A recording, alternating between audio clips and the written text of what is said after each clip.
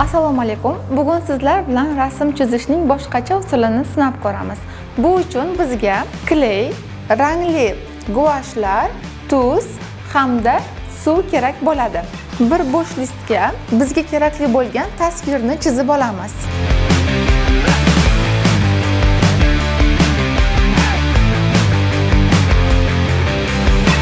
Kerakli bo'lgan tasvirni qog'ozimizga chizib oldik. Endi ustidan kley yordamida uni mustahkamlab olamiz.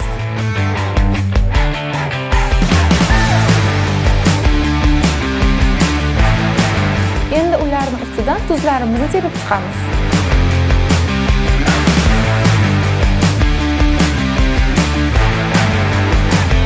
Ehtiyotkorlik bilan tuzlarimizni sepib oldik. Endi buni esa to'kamiz. Endi bu tasvirimiz ustidan rang berib chiqamiz.